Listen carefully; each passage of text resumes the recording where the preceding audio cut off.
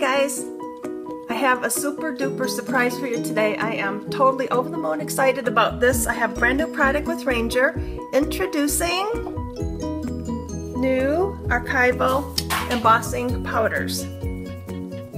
I had a hard time choosing my 6 favorite colors, but I decided to go with these, and I'm totally thrilled that I chose these. We have red geranium, we have orange blossom, fern green is here, second row is cornflower blue. Oh, fabulous color. Tree branch, wait till you see what that looks like, and a watering can, for sure you will love that. Embossing powders are good on a lot of surfaces, and that's why I was so excited to get them. So I'm going to move these out of the way and show you some projects that I've been working on. I've had these guys for about 2 months, so I have had a ton of fun. First of all, most people are familiar with stamping an image, sprinkling with the embossing powder, and then you blast it with the heat tool and create a beautiful raised image. So that's kind of the basic way to use embossing powders. Since stencils are so popular, I wanted to show you here that you can use embossing powders through a stencil.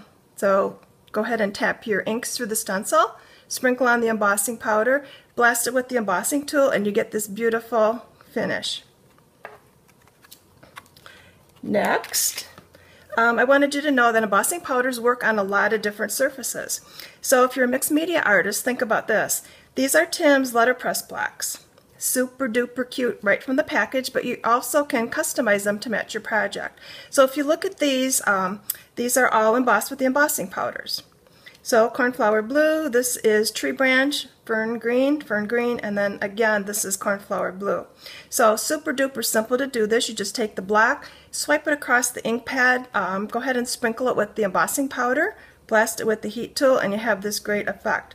You can take it one step further. If you look at this, I have little teeny stamping on here, and that just adds an extra little bit to the piece. Up here you'll see that I used Tim's poinsettia and his little leaves, and those are both enameled with embossing powder, and same thing with the hinge clip.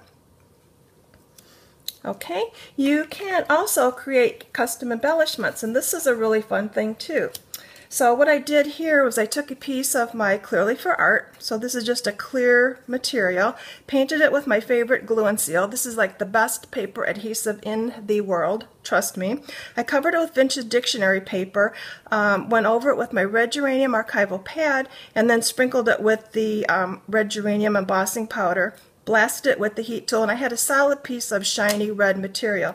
So then I used Tim's Sizzix Mover and Shapers die, and that created this cute little cardinal for my tag here. So the other thing I wanted you to see here is the little raised embossed red geranium dots. That really adds a lot to that little bow.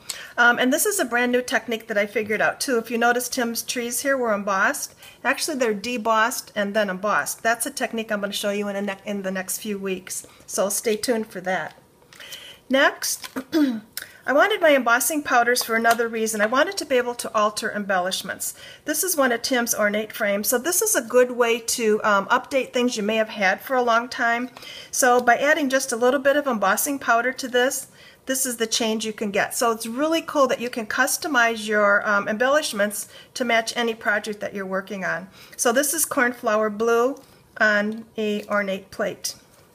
And you can see it's on there nice and sturdy. It does not chip off, and that's another thing that I really like about the embossing powders. Okay, so here's the next thing that happened.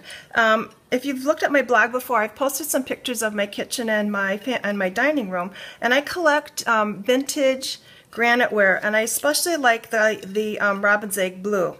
So this is one of the pieces. So what happened was, after I did my little ornate plate here, I thought, boy, that is so stinking close to this. How could I make this look like this? So here's the first piece I did. This is one of Tim's film strip containers, and it's been enameled, and it looks like faux graniteware. So this was the very first piece I did. Totally amazed myself, totally happy with this. So I couldn't quit there. So the next thing I did was this, and this shows all 6 of the embossing powders on Tim's corked vials. Totally fun technique. This technique, you probably should not try this at home, because I'm going to tell you what, you don't want to cook, you don't want to clean, you don't want to do anything. Right, Rick? Hello, right, Rick? Exactly. Okay, so these are the 6 colors. This totally is so much fun. So here's the embossing powders on glass. Here's the embossing powders again on Tim's little letterpress blocks.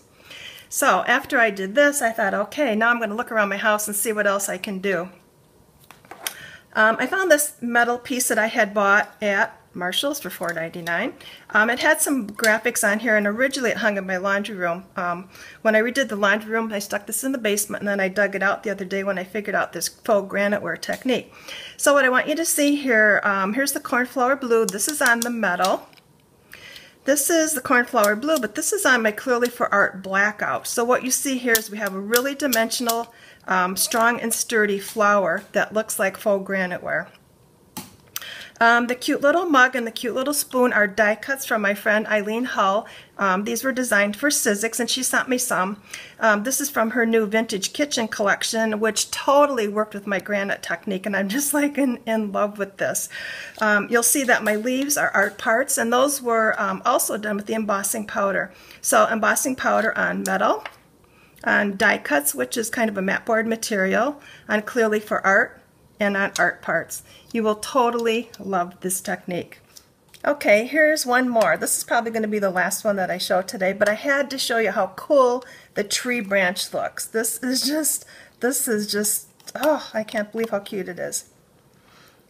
So here's Orange Blossom on, this is on Clearly for Art. So this is Tim's new die cut leaf, so nice, strong, and sturdy.